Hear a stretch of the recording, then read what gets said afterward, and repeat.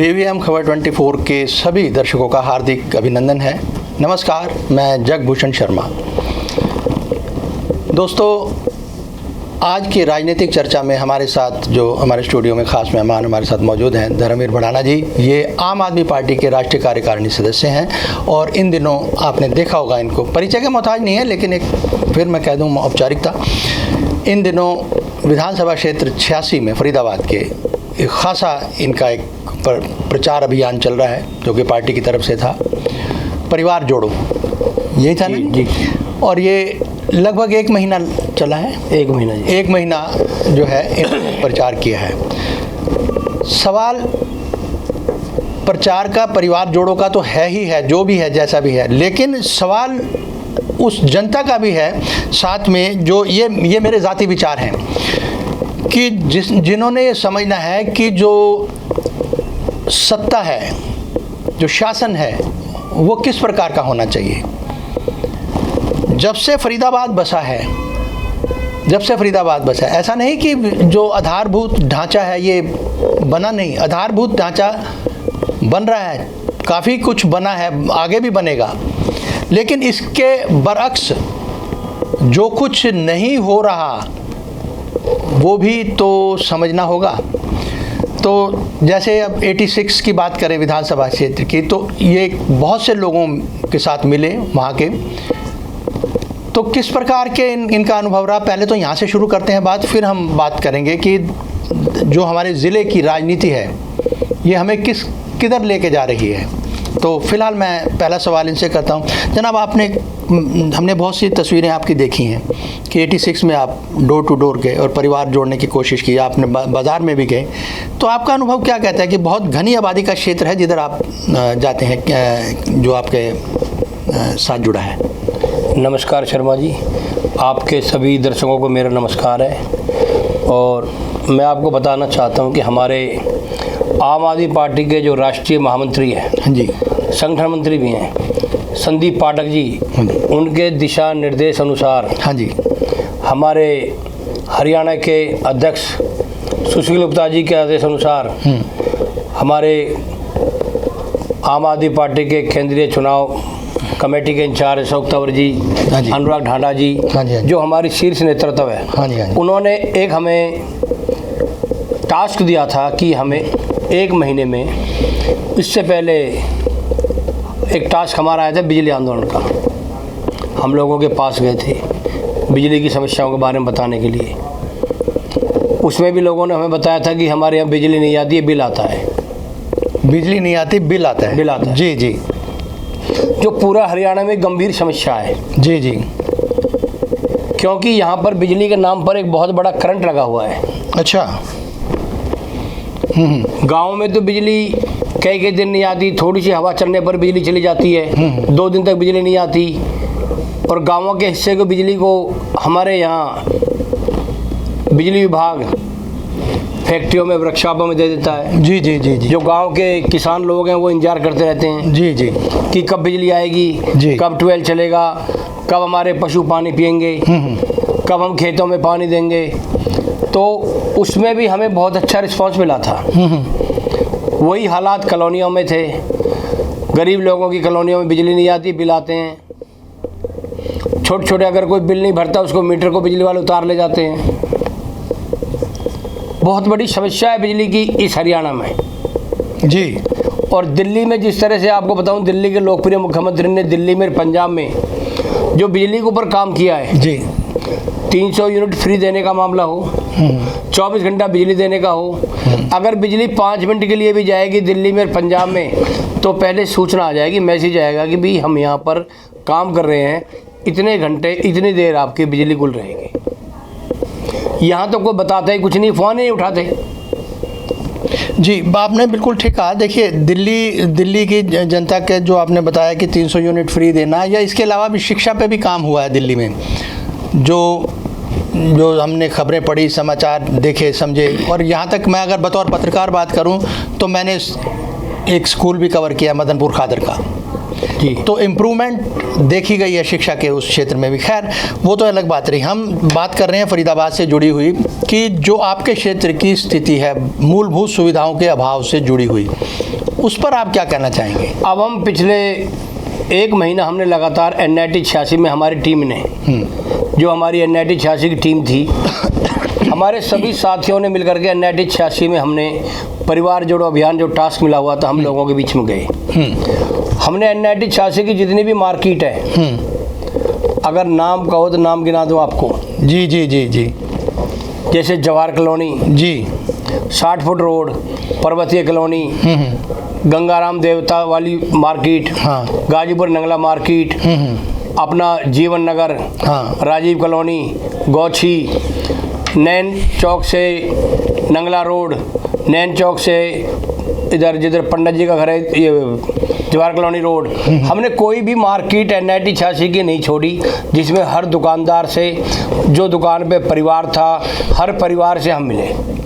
लेकिन उनके जो विचार, जो सोच एक होती है, बातचीत होती है, तो उनका निकल के क्या आया आपको? क्या जब हम लोगों से मिले, दुकानदारों से मिले, तो दुकानें खुली हुई थी और दुकानों में ग्राहक नहीं थे। ग्राहक नहीं थे। हमने कारण पूछा, उन्होंने कारण कहा जी मंदी है। मंदी किस प्रकार की है? लोगों ने कहा जी पहली बात तो ये कि लोगों की जो दुकानें थी, चाहे वो जवाहर कॉलोनी है, 60 फुट रोड है, संजय कॉलोनी है, अपना जीवन नगर है, किसी में भी हर दुकान रोड से 5 फुट 4 सीढ़ी ऊपर बनी हुई है। लो लाइंग एरिया है, पानी का जमाव, जो सड़क है उससे 5 फुट ऊंची दुकान है। हमें 4 फुट 4 सीढ़ियों पे चढ़ के दुकानदार के पास जाना पड़ता था। हमने कारण पूछा तो उन्होंने कहा जी जो ये सड़क है, ये 60 फुट रोड है, जवाहर कॉलोनी रोड है, ये संजय कॉलोनी रोड है, उन पर 4-4 फुट पानी, बरसात, थोड़ी बरसात होने पर ही 2-3 फुट 4 फुट तक पानी भर के खड़ा हो जाता है। बढ़ाना साहब, मुझे भी फरीदाबाद में रहते हुए तकरीबन 85 से लगा लीजिए आप, कोई 35-37 साल मुझे हो गए हैं। ये जो समस्या आपने पानी के जमाव की बात बताई, ये समूचे फरीदाबाद की है। आप सेक्टर में भी आ जाओ, 15-16 सेक्टर आप देखोगे, बरसात आती है तो पानी तो एक बहुत अलग से समस्या है। समस्या जो मूल है, जो थिक पॉपुलेटेड, घनी आबादी का क्षेत्र है आपका, इधर जो वर्ग रहता है समाज का, वो ज़्यादातर श्रमिक वर्ग है, या तो छोटा मोटा व्यवसाय है या फिर छोटी मोटी फैक्ट्रियों में या जो वर्कशॉप्स हैं, इधर ये व्यवसाय करते हैं, मतलब जो अपना नौकरी पेशा आदमी जैसे।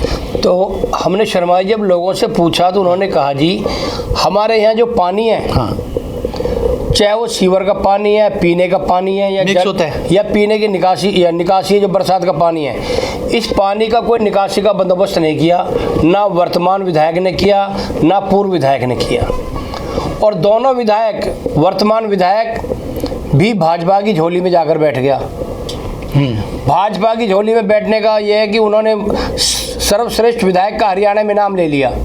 लेकिन सर उन्होंने आवाज़ तो बहुत बुलंद करी है। अगर हम आज तक अगर आपका इशारा जो नीरज शर्मा जी की तरफ अगर है, तो उन्होंने आवाज़ तो बहुत पुरजोर बुलंद करी है। उन्होंने ये भी अभी जो इनका हुआ था, जो फड़ के ऊपर आपने सुना होगा, जो फड़ का अलॉटमेंट हुआ, उसके ऊपर मैं खुद गया था उनका इंटरव्यू करने। देखो जी, हम जब लोगों से मिले तो लोगों ने हमसे ये कहा जी, यही विधायक जब चुनाव लड़ा तो हमारे यहाँ इन्होंने मीटिंग की थी और कहा था अगर मैं तुम्हारे पीने के पानी का बंदोबस्त नहीं कर पाऊँ, पानी की निकासी का बंदोबस्त नहीं कर पाऊँ, सीवर के पानी की निकासी का बंदोबस्त नहीं कर पाऊँ, तो मैं अपनी छुट्टियाँ कटवा लूँगा।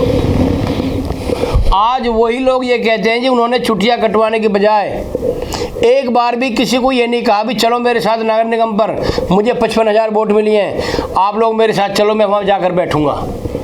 और उसने उल्टा काम शुरू कर दिया, ढोलक चिमटा उठाता है, किसी भी फैक्ट्री के सामने बैठ जाता है और जब वहाँ से वसूली हो जाती है तो वो उठ के चले जाता है। यहाँ तक कि हमने आम आदमी पार्टी ने इस फरीदाबाद में जो नगर निगम में 200 करोड़ का घोटाला हुआ था, हमने उठाया था और उसने उस आवाज़ में आवाज़ मिलाई, मगर जब विधायक जी को वहाँ से उनका हिस्सा मिल गया, चुप बैठ गया। ये एक जो समस्या है, ये जो कहते हैं कि लोक समस्या से इतर है। जो लोगों की समस्या आप बता रहे थे, पानी नहीं आता, जब बरसात का पानी इकट्ठा होता है, जैसे वाटर लॉगिंग बोलते हैं, वो एक समस्या अलग है। चलो ये समस्या जो है, ये क्या राजनीतिक है या लोभ की है, ये तो एक अलग पहलू रहा। मुझे ये बताइए कि जो लोगों की प्रतिक्रिया आपके जो अभियान के साथ रही, वो क्या रही? अब आ जाओ, एक मिनट और हाँ, जी जी। जो वर्तमान विधायक का बता दे, पूर्व विधायक, हाँ, वो लोग कहते हैं जी हमने वर्तमान विधायक भी देख लिया और पूर्व विधायक भी देख लिया। हाँ जी। पूर्व विधायक भी इनेलो से विधायक बना, हाँ, और भाजपा की झोली में जाकर बैठ गया, और इस क्षेत्र की NIT 86 की भोली भाली जनता को जी न्यूज वाले के हाथ में बेच दिया। लोगों का आरोप है, लोग बताते हैं, और लोगों का जो विश्लेषण है, लोगों ने जो अपनी मन की बात बताई है, उन्होंने ये कहा है जी हम बदलाव चाहते हैं, हम भी ये चाहते हैं कि कांग्रेस से BJP से हमें मुक्ति मिले। पहले हमारे पास क्या था, कोई विकल्प नहीं था। जी जी। हमने उनको बताया, उन लोगों ने भी बताया कि अगर हम मार्केट में सब्जी खरीदने जाते हैं, हम टमाटर को भी 2 बार उठा के देखते हैं कि टमाटर कहीं कोई कीड़ा तो नहीं है। हम हरी मिर्च को भी देखते हैं कि हरी मिर्च साफ है या नहीं है।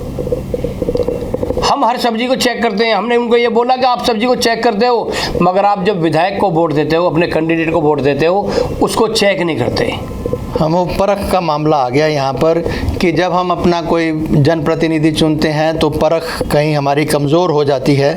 तो ये परख का मामला है, और इस करके परख भी है, एक विचारधारा भी है, और जनता को अब सोचना होगा कि अगर जैसे बदलाव का कह रहे हैं, बदलाव होता है, अगर होता है तो आप जो अपनी जो सोच है पहले तो उसे सुदृढ़ करिए कि आपको क्या चाहिए। तो और सुनो जी, NIT के 86 के लोगों ने हमसे खूब खुलकर बोला है हाँ, कि हम दिल्ली के नज़दीक रहते हैं। जी। जब दिल्ली में बिजली की 300 यूनिट फ्री मिल सकती हैं, 24 घंटे बिजली मिल सकती है, जी जी।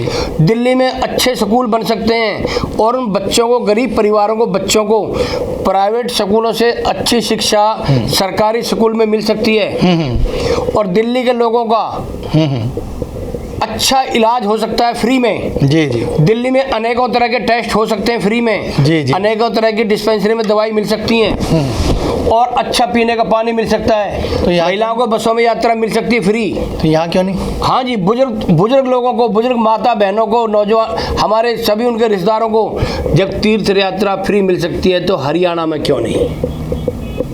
हमें भी दिल्ली जैसी सुविधाएं चाहिए। दिल्ली में जो आम आदमी पार्टी ने काम किया वो हरियाणा में भी चाहिए। और मैं आपको आज एक बात बताता हूँ शर्मा जी, इस कागज़ पर लिख लो, हरियाणा में प्रचंड बहुमत से आम आदमी पार्टी की सरकार बन रही है। देखिए, अच्छा मैं अब ये कहूँगा, चलो ये आपने अपना दावा किया कि प्रचंड बहुमत से बन रही, आप अंत में मतलब इस प्रोग्राम के इस आखिरी बिंदु पर किस प्रकार का संदेश इस जनता को, अपनी जनता को, यानी ये नहीं कि सिर्फ आपके जो विधानसभा से जुड़ी है, मैं तो कहूँगा कि फरीदाबाद की जनता को आप क्या संदेश देने, बतौर जो आम आदमी पार्टी की एक विचारधारा है, एक सोच है, उसके बारे में आप क्या कहना चाहेंगे? मैं अपने फरीदाबाद की जनता को यही कहना चाहता हूं कि परिवर्तन का माहौल है। आप लोगों ने, फरीदाबाद के लोगों ने बीजेपी देख ली, कांग्रेस देख लिया। आप लोग इतने अच्छे हैं कि आप लोगों ने इन लोगों को एक मौका दिया है, कई बार मौका दिया है, और आपने इनको आजमा लिया। और उन्होंने क्या किया? आप लोगों के साथ धोखा किया है। आप लोग जब अपने विधायक को या सांसद को चुनते हैं, आप एक बार उनसे सवाल जरूर करें कि आप हमारे बच्चों के भविष्य के बारे में क्या सोचेंगे, आप लोगों के बिजली के बारे में क्या सोचेंगे, इलाज के बारे में क्या सोचेंगे, अच्छे स्कूल किस तरह देंगे। वो सिर्फ इनके पास कोई जवाब नहीं है। वो दे सकते हैं तो सिर्फ अरविंद केजरीवाल जी दे सकते हैं, जिन्होंने दिल्ली में, पंजाब में दिया है। एक मौका केजरीवाल को दो। देखिए, ये तो कहना और जो कथन है वो एक बतौर नेता का मैं कहूँगा, क्योंकि बढ़ाना साहब एक लंबे समय से राजनीति में सक्रिय हैं, ये तो इनका कथन है। लेकिन मेरी भूमिका एक पत्रकार की है। मैं तो सिर्फ इतना ही कहूँगा कि मतदाता जो है वो एक शक्ति देता है अपने जनप्रतिनिधियों को, और आप ही की शक्ति पर सरकारें बनती हैं, और फिर उसी के बाद आप ही को हिकारत की निगाह से देखा जाता है। यहाँ तक कि बड़े बड़े मंत्री भी आपने बना के भेजे हैं, जो कुछ भी है देखा है, सब कुछ है। लेकिन सवाल ये क्या है कि जनता जो जनार्दन है, फिर वो जनता जनार्दन नहीं रहती, वो पीछे रह जाती है। और मंत्री जो हैं या हमारे जो MLA साहब हैं, वो अपनी फिर मर्ज़ी से काम करते हैं। आप लोगों को कितना समय देते हैं वो भी उनकी मर्ज़ी पर निर्भर करता है। तो लिहाजा जो एक बात कही गई है कि आप परख जो है, आप सब्ज़ी तरकारी या जो भी लेते हो उसको भी परखते हो कि भाई अच्छी है या नहीं है। तो लिहाजा जो इन्होंने बात कही कि अपने जनप्रतिनिधि को चुनने से पहले आप उस पर परखें और एक सोच जो है, क्या आपका भला होगा, XYZ कोई कर सकता है या नहीं कर सकता, कम से कम इतनी सोच को तो आप जन्म दें अपने मस्तिष्क में। हमारा कहना सिर्फ इतना ही है कि बाकी तो जो प्रयास कर रही हैं पार्टियां अपने अपने स्तर पर करती हैं और हर कोई दावा करता है कि हम बेहतर करेंगे, लेकिन कुछ एहसास होता है, अनुभव होता है, जिसे हम एम्पिरिकल एक्सपीरियंस कहते हैं, कि एक बहुत ज़्यादा अनुभव के आधार पर आप जो करते हो ना, व्यवहारिक जिसे कहते हैं एक्सपीरियंस, वो आपका अपना होता है। तो उस पर आप काम कीजिए, सोचिए, और आने वाली जो सरकार है वो भी आपने इसी आधार पर चुनो कि भाई जो आपका भला कर सके। सवाल एक विधायक का नहीं है, सवाल एक MP का नहीं है, सवाल कुल सरकार का है कि आपके प्रदेश में, आपके ज़िले में सरकार कैसी होनी चाहिए, जो सत्ता है, प्रशासन है, वो कैसा होना चाहिए। ये सोच मतदाता की होती है। तो हमारा अपना कहना इतना ही है कि अपनी सोच को बिल्कुल नीट एंड क्लीन, साफ़ रखो, पारदर्शी रखो, सवाल करो, उसका जवाब लो, और कितने आप सेटिस्फाइड होते हैं वो आप पर निर्भर करता है। संतुष्टि आपकी है, और कथन जो है कहना नेताओं का होता है। मेरा कहना इतना ही है। फिलहाल इस कार्यक्रम में इतना ही है, फिर मुलाकात होती रहेगी। नमस्कार।